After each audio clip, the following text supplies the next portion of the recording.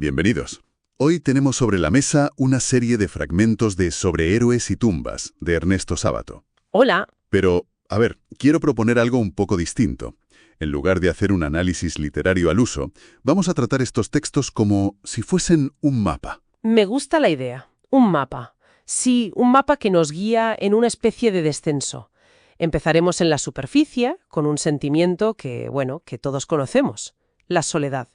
¿Vale? Y desde ahí profundizaremos en el oscuro secreto de una familia, para acabar sumergidos en una visión de la realidad tan aterradora que, amenaza con devorarlo todo. Suena intenso. Lo es. La misión es ver si al final de este viaje entendemos un poco mejor por qué buscamos sentido en un mundo que a menudo parece no tenerlo. Pues me parece una hoja de ruta perfecta. Porque Sábato no escribe novelas. Él construye universos. Y estos fragmentos son portales a un Buenos Aires que es más que una ciudad. Es un estado del alma, ¿no? Exacto. Es un laberinto poblado por personajes que no son meras ficciones, sino encarnaciones de nuestras propias luchas internas. Así que sí, empecemos ese descenso. De acuerdo. Pues el primer nivel es la soledad. Hay una imagen en los textos que me parece brutalmente actual. La de los bancos de las plazas. Esa misma. Es la reflexión de un personaje Bruno mientras observa a los hombres sentados. Describe esa fauna de la soledad, jubilados, marineros, emigrantes. Náufragos urbanos. Sí, náufragos en mitad de la ciudad, agobiados por sus pensamientos. Es una imagen que podría ser de hoy mismo en cualquier gran ciudad. Totalmente. Y lo que es fascinante es que Sábato va un paso más allá. No se queda en la constatación. No, claro. Dentro de esa galería de solitarios, pone el foco en los más jóvenes, a los que describe como más patéticos y desvalidos. Uf, qué duro. Y luego lanza una pregunta que te deja helado. ¿Qué puede haber de más pavoroso que un muchacho sentado y pensativo en un banco de plaza? Es tremendo. Es que lo que Sábato ve ahí no es solo tristeza, es el horror prematuro de descubrir que los absolutos no existen, que quizás no hay un gran propósito esperándote. Y ese muchacho bien podría ser Martín, el protagonista. Los textos lo describen como alguien que encarna esa soledad de una forma casi física. Sí. Lo pintan como un equilibrista que tiene que cruzar el abismo negro de su existencia. Pero lo que me impacta es que no es una imagen heroica. No es el artista en la cuerda floja. Para nada. La metáfora es cruda, casi escatológica.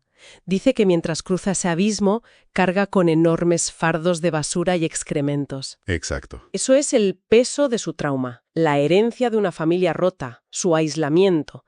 No es una soledad, digamos, filosófica y elegante. No. Es una soledad sucia, que pesa y huele mal. Y esa soledad define incluso sus afectos. La relación con su padre, un pintor fracasado, es devastadora. Sí, esa imagen es increíble. Los describe como habitantes solitarios de dos islas cercanas separadas por insondables abismos. Es que es terrible. Me pregunto si es solo una tragedia de la incomprensión o si hay algo más. ¿Es que no pueden conectar o es que, en el fondo, no quieren?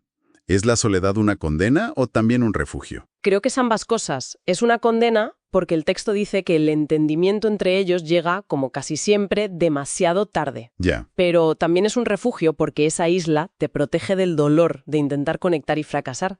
Sin embargo, en Martín hay una grieta en esa soledad. Sí, es verdad. Hay un pasaje que lo muestra esperando en el Parque Lezama.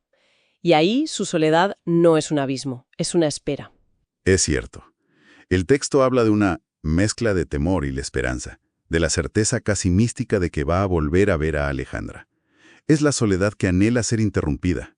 Justo. Y esa esperanza, esa figura de Alejandra, es la que nos obliga a descender al siguiente nivel. Porque para entender la soledad de él, tenemos que entender la prisión en la que vive ella. Claro. Una prisión construida mucho antes de que naciera. Exacto. No se puede entender a Alejandra sin entender a su familia, los Olmos. Son un monumento vivo a la decadencia. Si Martín es la soledad del presente... Ellos son el peso del pasado. Son el peso de un pasado que se niega a morir. La propia descripción de Alejandra ya te lo anuncia. Pelo renegrido contra su piel mate y pálida. Una sonrisa dura y sarcástica. Y una risa violenta. Eso es. Ella misma lo dice en una frase terrible. Nunca me río desde dentro. Hay algo roto en su interior. Y esa fractura, según los textos, tiene un origen muy concreto. Una historia familiar que parece sacada de una novela gótica. totalmente gótica. Nos remontamos al siglo XIX, a las guerras civiles argentinas. Su antepasado, el coronel Bonifacio Acevedo, es capturado y degollado por sus enemigos políticos. ¿Vale? Pero la crueldad no termina ahí. Cortan su cabeza y la arrojan dentro de la sala de su casa, delante de su familia. ¡Qué barbaridad! Es un acto de una barbarie inimaginable. Y la onda expansiva de ese horror atraviesa generaciones. La hija del coronel, Escolástica, se volvió loca. Sí, el texto cuenta que vivió 80 años encerrada en un altillo hasta 1932. 80 años. 80 años custodiando la cabeza de su padre. La escondía para que nadie se la quitara. Pero aquí viene lo realmente increíble. Lo que convierte la anécdota en el símbolo central de la familia. ¿El qué? Esa herencia macabra no es solo un recuerdo. Es un objeto. ¿Un momento? ¿Quieres decir que la cabeza sigue ahí? No es una metáfora. No es una metáfora. Alejandra le cuenta a Martín con total naturalidad que la cabeza momificada de su tatarabuelo sigue en la casa. No puede ser. Sí, su bisabuelo Pancho la guarda en una vieja caja de sombreros. Eso es. Increíblemente perturbador. Guardar la cabeza de un antepasado en una sombrerera. ¿Pero cómo se justifica algo así? ¿Qué sentido tiene? La justificación de Alejandra es la clave de todo. Le dice a Martín, es una hermosa cabeza, y te diré que me hace bien verla de vez en cuando, en medio de tanta basura. ¿En medio de tanta basura? Sí, y añade, aquellos, al menos, eran hombres de verdad y se jugaban la vida por lo que creían. Para ella esa cabeza no es un horror, es un ancla. Un ancla.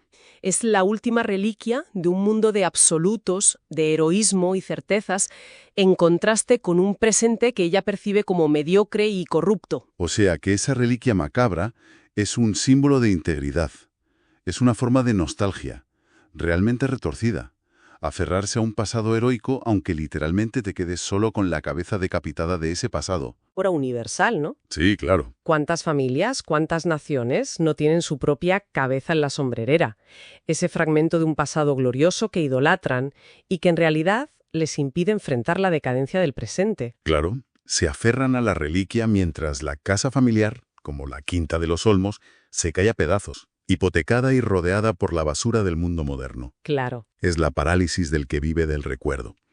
Esto me lleva a pensar, si creces en un ambiente así, asfixiado por el pasado y sintiéndote roto por dentro como Alejandra, ¿cómo buscas un sentido para tu propia vida? ¿A qué te puedes aferrar? Esa es la pregunta central del tercer bloque, la búsqueda desesperada de un absoluto. Y la propia Alejandra nos da una pista sobre la naturaleza de esa búsqueda cuando reflexiona sobre su memoria. Ah, sí. Dice que no es una película, un flujo continuo, sino escenas sueltas paralizadas, como en fotografías, fragmentos estáticos.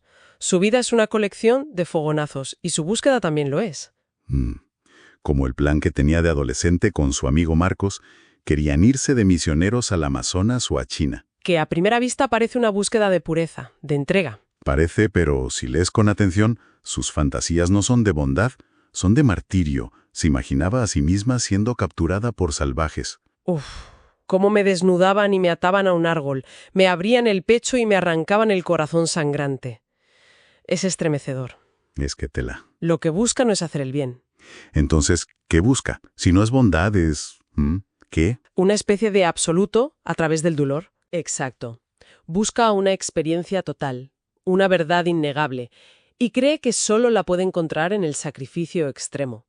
Si el mundo es tibio y ambiguo, ella busca el fuego del dolor y la pureza de la muerte. Es una forma muy oscura de trascendencia. Sí, la búsqueda de Martín, en cambio, es mucho más terrenal y confusa. Él también huye, pero sin un plan tan grandioso. Su huida es un vagabondeo caótico. Sí, él piensa en irse a la Patagonia con un camionero, pero nunca lo hace. Vaga sin rumbo por Buenos Aires, de un barrio a otro, sintiendo que su cabeza era un caos. Claro. Su absoluto es Alejandra, pero esa búsqueda, en lugar de ordenarlo, lo sumerge aún más en la confusión. Es casi como si el propio acto de buscarlo perdiera más. Porque busca en el lugar equivocado. Busca la salvación en alguien que está tan perdida o más que él. Ambas búsquedas, la de Alejandra hacia el martirio y la de Martín hacia Alejandra están condenadas al fracaso. Entiendo. Y esto nos prepara para el último nivel del descenso. Si todas las búsquedas de un sentido positivo fallan, ¿qué queda? ¿Qué pasa cuando la mente, desesperada por encontrar un orden, decide construir uno propio, aunque sea infernal? Y ahí es donde entramos en el territorio más extraño y más perturbador de todos estos textos. El informe sobre ciegos de Fernando Vidal Olmos. Uf. Aquí, la búsqueda de sentido se transforma en la arquitectura de una paranoia universal. Fernando, que es parte de la misma familia Olmos, y por tanto heredero de esa misma decadencia, elabora una teoría monumental para explicar el mundo. Sí. Su premisa es que existe una secta secreta de los ciegos que controla el mundo desde las tinieblas. Una logia con un poder absoluto que nos vigila, nos persigue y decide nuestro destino. Pero espera un momento. Esto dicho así suena muchísimo a una de las miles de teorías de la conspiración que circulan hoy por Internet. Sí, es verdad. Ya sabes, los Illuminati, los reptilianos.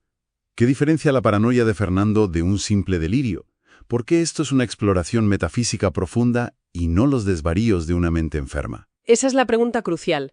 La diferencia es la ambición y la coherencia de su sistema. Fernando no dice simplemente nos engañan, él construye una teología completa del mal. Vale. Su teoría nace, según cuenta, de una experiencia infantil al destruir sádicamente un hormiguero. A partir de ahí concluye que un universo que permite tanto sufrimiento no puede estar gobernado por un Dios bueno. Claro. Y una de sus hipótesis más radicales es que Dios fue derrotado antes de la historia por el príncipe de las tinieblas. O sea que para él el mal no es un fallo en el sistema, no es la ausencia de bien. El mal es el sistema. Precisamente, el mal es la fuerza activa, dominante y organizadora de la realidad, y los ciegos son sus agentes en la Tierra. Entiendo. Su paranoia no es una simple sospecha, es un sistema filosófico completo que da una respuesta lógica y coherente a la pregunta del mal en el mundo. Es una respuesta terrible, pero es una respuesta. Le da un orden al caos. Un orden infernal, pero un orden al fin y al cabo. Hay un momento en su relato que es el clímax de este horror, cuando describe cómo la propia realidad empieza a deshacerse ante sus ojos. Sí, es una de las escenas más potentes. Narra cómo de pronto siente que el mundo empieza a disgregarse, a deformarse, como si fuera de caucho. Es terrible. Ve los rostros de la gente hincharse, los objetos derretirse. Es el colapso absoluto de la realidad perceptible. Pero lo más fascinante es su reacción. No se entrega al pánico. Al contrario, describe un esfuerzo sobrehumano, titánico, por anclar la realidad, por mantenerla en su sitio, con la pura fuerza de su voluntad. Sí. Un esfuerzo que, como él dice, los demás confunden con la locura, cuando para él es precisamente al revés. Claro. Él se ve a sí mismo como el último hombre cuerdo en un universo que se está volviendo loco. Y esa es la culminación del viaje. La paranoia de Fernando no es una huida de la realidad. Es un intento desesperado por explicarla hasta sus últimas consecuencias. Sí. Si el mundo parece absurdo, cruel y grotesco, quizás es porque es absurdo, cruel y grotesco, y está gobernado en secreto por fuerzas oscuras. Es la lógica de la desolación llevada a su conclusión final. Ha encontrado un absoluto, pero es un absoluto de pura maldad. Hemos completado el descenso. Empezamos en un banco de una plaza, con la soledad. Bajamos a una casa donde el pasado se guarda en una caja de sombreros. Y hemos terminado en una cosmogonía donde el mal lo gobierna todo. Al final, los tres temas, la soledad, el peso de la historia y la búsqueda de sentido, parecen ser tres caminos que llevan al mismo lugar. Sí. A la sensación de que estamos solos luchando contra un universo indiferente, sino directamente hostil. Exacto. Y aunque los fragmentos que hemos analizado parecen inconexos, juntos pintan un retrato muy coherente de la condición humana según Sábato. Ya. Es la crónica de seres que necesitan desesperadamente una verdad, una respuesta y que están dispuestos a encontrarla incluso en la locura o el horror, porque quizás lo más insoportable no es que el mundo sea malo, sino que no signifique nada en absoluto. Y todo esto me devuelve una idea del principio, la de Alejandra diciendo que su memoria estaba hecha de fotografías estáticas, no de una película fluida. Sí, estos textos que hemos recorrido son eso, fogonazos, momentos congelados de dolor, lucidez o locura. Lo que me lleva a una última reflexión para quien nos escucha. A ver, Si nuestros propios recuerdos funcionan así, como una colección de imágenes que nuestra mente une con el hilo de las emociones, ¿qué dice eso sobre quiénes somos? ¿Somos la historia coherente que nos contamos a partir de esos fragmentos? ¿O somos en realidad algo que se ha perdido para siempre en los enormes espacios vacíos que quedan entre una fotografía y la siguiente?